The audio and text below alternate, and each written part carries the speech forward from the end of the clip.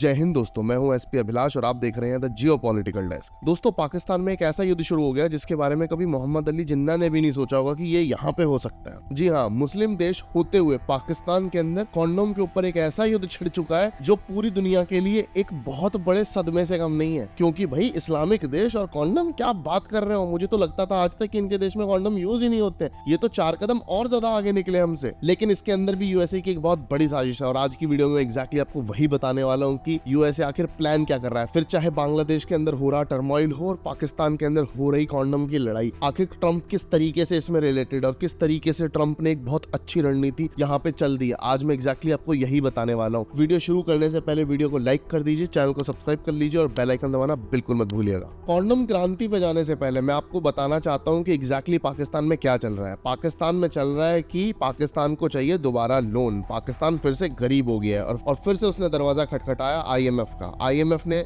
जवाब तो दिया पर आईएमएफ ने जवाब देकर के दरवाजा बंद कर लिया। अब दरवाजा बंद तो हो चुका है लेकिन फिर आईएमएफ ने खिड़की खोल के इनको एक पर्ची पकड़ाई और बोला कि ये पर्ची देखो और इसके अंदर जो जो चीजें हैं वो अपने देश में करो और उसके बाद में पैसा दूंगा। पहले दोस्तों यहाँ पे मैं थोड़ा सा ना आपको आईएमएफ का एग्जैक्टली डिटेलिंग बताना चाहता हूँ कि आईएमएफ किस तरीके से फंक्शन कर और पाकिस्तान में आईएमएफ के मोटिव्स क्या है। दोस्तों, सबसे पहले तो आईएमएफ जो है वो एक यूएस एंटिटी है। मतलब ये यूएस के जितने भी स्ट्रैटेजिक इंटरेस्ट हैं केवल और केवल उसके अकॉर्डिंग वर्क करता है। अमेरिका को क्या चाहिए, अमेरिका को जियोपॉलिटिकल प्रायोरिटी किस तरीके से मिलेगी, उस पे काम करता है। अमेरिका को इकोनॉमिक लेवरेज, पॉलिसी कंट्रोल और रिसोर्स एक्सेस, मतलब किसी भी कंट्री के अंदर जहां पे आईएमएफ पैसा देता है तो उसका टारगेट सिंपल ये होता है कि वो किसी भी कंट्री में जाए जो गरीब है उसको लोन दे और लोन वापस नहीं चाहिए। ये चीज आप दिमाग में डाल लीजिए, इसको लोन वापस नहीं चाहिए इसलिए लोन नहीं दे रहा। वहां पे वो उनकी इकोनॉमी को कैप्चर करने की कोशिश करता है, उनकी जो पॉलिसीज है वो यूएस के फेवर में करने की कोशिश करता है और उनके अगर कोई नेचुरल रिसोर्सेज है उनके पास, पाकिस्तान के केस में इनके पास बहुत सारा बलूचिस्तान में मिनरल्स हैं बहुत ज्यादा। और वहीं पे इन्होंने कुछ टाइम पहले बोला था कि पाकिस्तान में ऑयल भी है समुद्र के पास में, जो मुझे नहीं लगता है, बट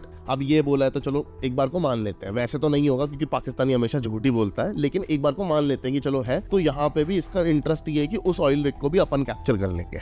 अब हिस्ट्री ये कहती है कि ये आईएमएफ का 25वां प्रोग्राम है, क्योंकि आईएमएफ इससे पहले पाकिस्तान को 24 बार और लोन दे चुका है। हर बार, जैसे मैंने आपको स्टार्टिंग में बताया था कि हमेशा आईएमएफ दरवाजा बंद करता है, खिड़की खोलता है, एक पर्ची पकड़ाता है और बोलता है कि ये लिस्ट है, इसको कंप्लीट करो और उसके बाद मैं पैसा दूंगा। तो पाकिस्तान के साथ आईएमएफ ने हर बार किया है, हर 24 बार ये किया है पाकिस्तान के साथ कि भाई वो कुछ छोटे छोटे चेंजेस बताता है पॉलिसी में कि कभी आप बिल अपना टैक्स बढ़ा दो, कभी यहाँ ये कर दो, वहां ये कर दो, बैंक का रेपो रेट घटा दो एंड ऑल। मतलब इस तरीके की चीजें करवाने की कोशिश करता रहता है यहाँ पे और उसके बाद ही ये लोन देता है। अब ऑलरेडी आईएमएफ 24 बार रिफॉर्म करवा चुका है और उसके बाद भी पाकिस्तान बिल्कुल नहीं संभला है। तो फिर आईएमएफ क्यों बार बार पैसा दिया जा रहा है? इसके इतने गंदे रिकॉर्ड को होने के बावजूद भी, मतलब टोटल पिछले 3 साल के प्रोग्राम में लगभग 7 बिलियन फंड्स इन्होंने फैसिलिटेट किए हैं पाकिस्तान को। 1 बिलियन की ट्रेंच रिलीज की है इन्होंने और एडिशनल 200 मिलियन का इन्होंने क्लाइमेट आरएफएस दिया था। ठीक है, और ये पैटर्न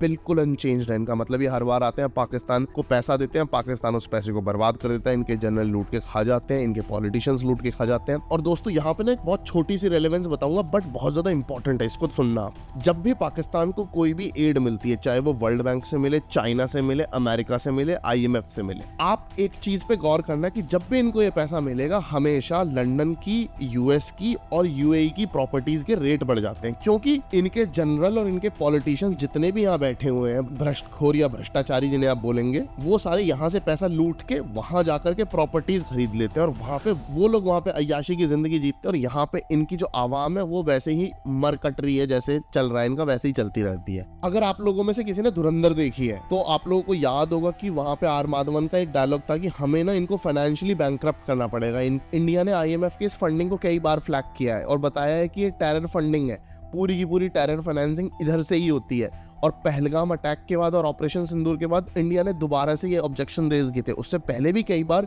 इंडिया दे चुका है इस तरीके के, मतलब यूएन में रिपोर्ट्स इनको सबमिट कर चुका और आईएमएफ को भी। गीता गोपीनाथ पहले आईएमएफ की चीफ हुआ करती थी, उस टाइम पे काफी हद तक पाकिस्तान को ग्रे लिस्ट में डाल दिया था तो इनको बहुत ज्यादा मदद नहीं मिल रही थी। तो उस टाइम पे पूरे वर्ल्ड के अंदर टेररिज्म होना बहुत ज्यादा मात्रा में कम हो गया था। लेकिन अब दोबारा से जब से ट्रंप आया है उसके बाद से पाकिस्तान दोबारा से पैसों में खेल रहा है, क्योंकि ट्रंप बांटे जा रहा है, पाकिस्तान, देखो पाकिस्तान के पास क्या है, पाकिस्तान के पास गांव है देने के लिए। ट्रंप को क्या चाहिए, गांव चाहिए, ले लेता है हर बार और पाकिस्तान को पैसे दे देता। ट्रांजैक्शनल है बिल्कुल, नहीं समझे, मतलब देखो ट्रंप क्या है, ट्रंप एप्स्टीन केसेस के अंदर फंसा हुआ है अभी, ठीक है, वहां और ज्यादा फंसेगा। इसी चक्कर में उसने वेनेजुएला में सारा कांड कर रखा है जो भी चल रहा है। पर पाकिस्तान के अंदर अगर आप देखोगे तो ट्रंप है भूखा नंगा आदमी, ट्रंप को चाहिए खाने के लिए। पाकिस्तान क्या है, पाकिस्तान के पास खाना नहीं है पर वो अपने आप को प्लेट में सजा के दे सकता है। तो बेसिकली वही हो रहा है कि पाकिस्तान अपनी नीलामी करवा देता है हर बार। और दोस्तों यहाँ पे मैं फिर से बोल रहा हूँ, जो आईएमएफ ये एड दे रहा है ना 200 मिलियन की इनको क्लाइमेट के नाम पे, ये दोबारा से इसको मिसयूज करने वाले हैं। दोबारा से ये जो 200 मिलियन का एलोकेशन है, ये दोबारा से इसको फाइनेंसिंग में यूज करेंगे टेरर की। जो पहले इन्होंने पास्ट फ्लड और अर्थक्वेक के फंड्स दिए थे वो भी इन्होंने सिविलियंस को नहीं दिए, एक भी मदद सिविलियंस को नहीं गई। वहां से सारा का सारा पैसा सीधा चला गया था रावलपिंडी जीएचक्यू, और वहां से बट करके वो आपके किसी हाफिज सईद पे जा रहा है, किसी कहीं जा रहा है, मतलब यही चलता रहता था। ये पूरा का पूरा इन्होंने अपने देश के अंदर अपने आतंकियों को पालने के लिए जितना पैसा खर्च किया है उसका 1% भी अपने लोगों पे खर्च नहीं करते हैं। लेकिन आज के टाइम में आईएमएफ इनसे क्या मांग रहा है, मतलब आज के टाइम में आईएमएफ ने क्या पिक्चर प्रेजेंट करी है कि भाई ये करके लाके दो होमवर्क में, फिर उसके बाद मैं तुम्हारा चेक करूंगा और देख करके बताऊंगा कि तुम इस लायक हो कि तुम्हें पैसे दिए जाए नहीं। पैसे इन्हें मिल जाएंगे। यहाँ पे ना आप एक चीज ध्यान रखना कि पाकिस्तान में ऑलरेडी बहुत ज्यादा महंगाई चल रही है, मतलब हर चीज इतनी महंगी है कि वहां पे आम आदमी का जूस निकला हुआ है। अब इतनी महंगाई के बावजूद आईएमएफ ने दोबारा से इनको ये बोला कि भाई अपने प्रोडक्ट्स पे अब दोबारा से जीएसटी लगाओ। अब ये चीज याद रखना, पहले से महंगाई चल रही है, दोबारा जीएसटी लगाने के लिए बोल दिया। और जीएसटी के अलावा आईएमएफ ने ये बोला था कि तुम अपना टैक्स बेस बढ़ाओ, मतलब जो तुम अभी टैक्स कलेक्ट कर रहे हो लोगों से, इनकम टैक्स हो गया, अलग तरीके के टैक्सेस हो गए, उसको थोड़ा सा वाइड करोगे, मतलब जहां पे 10% ले रहे तो 12% लो, 15% लो, पर जीएसटी हर प्रोडक्ट पे लगाओ। एक कंडीशन ये रख दी इन्होंने। अब ये कंडीशन रख दी, उसके बाद इन्होंने ये भी बोल दिया आईएमएफ वालों ने कि जो सेंसिटिव प्रोडक्ट्स हैं उन पे आप एक्सटेंशन दे सकते हो, उस पे जीएसटी लेने की जरूरत नहीं है। तो बेसिकली मतलब देखो आईएमएफ ने इनको बोल दिया कि भाई आपने टैक्स लगाने हैं, जहां लगाने हैं वो आप देखो, कितने लगाने हैं वो हम बता रहे हैं। तो आईएमएफ ने पिक्चर बहुत ज्यादा क्लियर कर दी। इस बात को याद रखना दोस्तों कि आईएमएफ ने पिक्चर बहुत ज्यादा क्लियर कर दी कि टैक्स इतना लगाना है, कहां लगाना है, वो किसके ऊपर है, वो है पाकिस्तानी गवर्नमेंट के ऊपर, बेसिकली आर्मी के ऊपर है, पर नाम गवर्नमेंट का है क्योंकि भाई अभी भी वो शहबाज शरीफ बैठा है। अब आता है कॉन्डम जीएसटी, जिसे हम कहेंगे कॉन्डम क्रांति पाकिस्तान की। यहाँ पे जो एक्सपोज निकल के आया है एलीट कैप्चर का, ये देखने में बहुत ही ज्यादा मजेदार है पाकिस्तान के अंदर की कितनी ज्यादा दुर्गति है पाकिस्तान में। मतलब आप एक अगर आम आदमी हो और अगर आप पाकिस्तान में पैदा हुए हो तो मेरे ख्याल से इस दुनिया में आपसे ज्यादा घटिया किस्मत लेकर के पैदा कोई नहीं हुआ। आप ऑलरेडी अपना डेथ वारंट साइन कर चुके हो अगर आप पाकिस्तान में एज अ कॉमन सिटीजन पैदा हुए हो। एक बात याद रखना है, ये चीज क्यों मैं बताता हूँ। आईएमएफ ने इनको बोला कि आप अपने प्रोडक्ट्स पे जीएसटी लगाओ, जो जीएसटी हम जैसे इंडिया में देते हैं वैसे ही हर प्रोडक्ट पे लगेगा।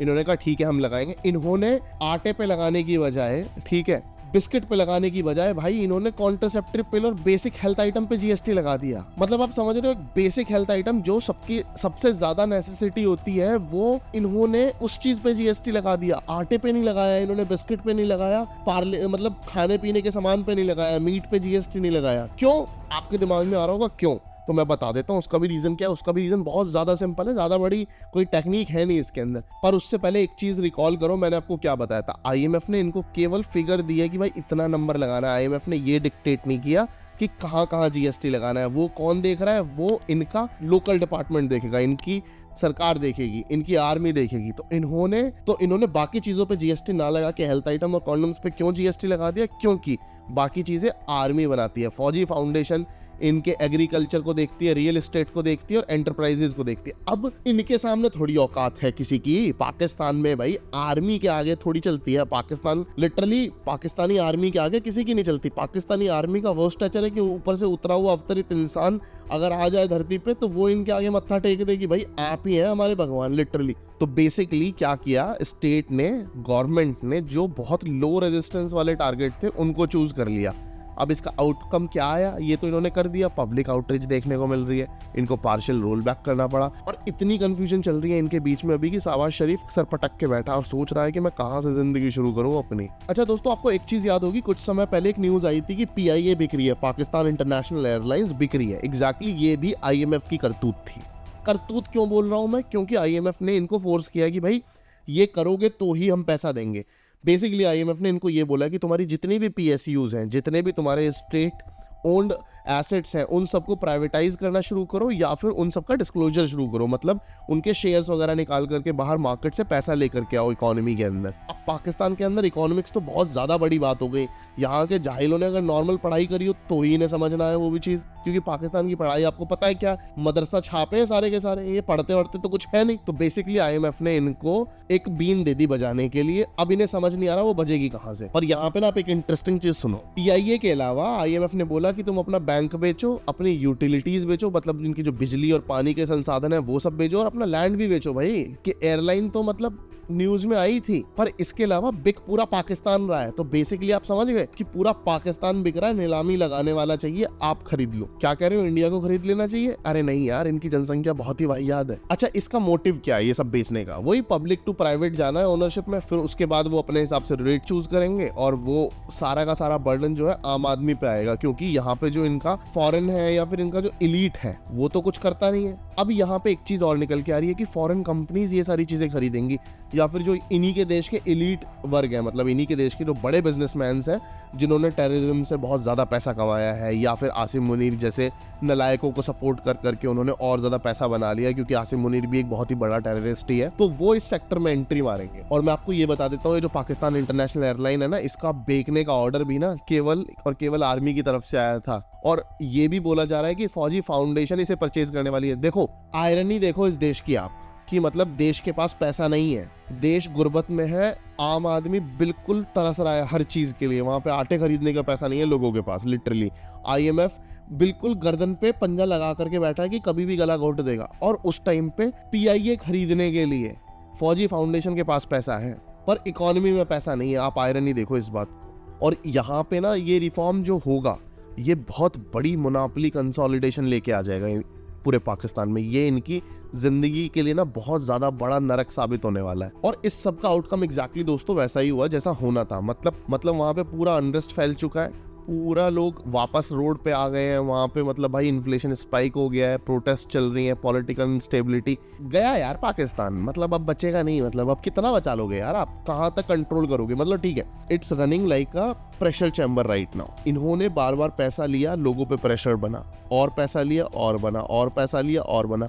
एक लिमिट है ना, अब कब तक प्रेशर डालते रहेंगे लोगों पे? कभी तो लोगों के अंदर से भी वो प्रेशर फटेगा ना। आर्मी कितना कंट्रोल कर लेगी? इनकी आर्मी से तो डिस्ट्रिक्ट छीन ली है। बलूचिस्तान में there are now at least 7 provinces जिसको पाकिस्तान गवर्नमेंट या आर्मी कंट्रोल नहीं कर रही है, वो TTP के डायरेक्ट कंट्रोल में है या BLA के डायरेक्ट कंट्रोल में है। इनका बहुत बुरा हाल हो चुका है, और यही चीज अभी और ज्यादा बढ़ेगी अभी। और अगर आपको ये लग रहा है ना कि ये बहुत है, तो hold your horses, I will tell you one more thing. Pakistan में GDP के अंदर करप्शन 6% GDP का हिस्सा है पाकिस्तान के अंदर, ये IMF कह रहा है। और एग्जैक्टली इस चीज के लिए दोषी कौन है? सबकी सब मिलिट्री लिंक्स दोषी है। मतलब ये समझ लो, इसका क्या मतलब बनता है, ना तो यहाँ पे रिफॉर्म्स किए जा सकते हैं और ना यहाँ पे किसी तरीके का एक चेंज लाया जा सकता है, क्योंकि अगर आप ऐसा लेकर के आओगे तो सिस्टम इन्होंने ऐसा बना रखा है कि सिस्टम आपके ऊपर क्रैकडाउन करेगा कौन? IMF तो लोन दे करके चला जाएगा, यहाँ रिफॉर्म देने वाली टीम बैठी कौन होगी? उसे उठा के ले जाएगी ISI। और यहाँ पे दोस्तों एक चीज समझना, IMF से बेल आउट पैकेज लेना या फिर इस तरीके की कोई भी हेल्प लेना ना, आपको लॉन्ग टर्म रिलीफ नहीं देने वाला है। लॉन्ग टर्म में केवल डिके मिलेगा, रिलीफ मिलेगा। शॉर्ट टर्म में इट्स बेसिकली लाइक कि you are going to IMF and then you are buying some time. आप जैसे मतलब लोन लेते हो, लोन लेकर के आप चुका नहीं पा रहे हो, तो आप फोन करके बैंक वालों को बोल देते हो कि भाई मैं इस बार लोन नहीं दे पाऊंगा, थोड़ा सा मतलब मेरे को टाइम चाहिए। तो बेसिकली यहाँ पे बस वही हो रहा है। टेक्निकली यहाँ पे इनको IMF का पैसा देना भी नहीं बनता, लेकिन पैसा दिया जाता है US इंटरेस्ट को देख करके, क्योंकि US को पता है पाकिस्तान को पैसा दे करके या तो वो ईरान में एंट्री मार लेगा या फिर वो अफगानिस्तान में एंट्री मार लेगा। पर यहाँ पे अगर कोई ये सोच रहा हो पाकिस्तानी की भाई हमें मदद मिल रही है तो हमारा बहुत ज्यादा चेंज हो जाएगा, तो वो बहुत गलत है।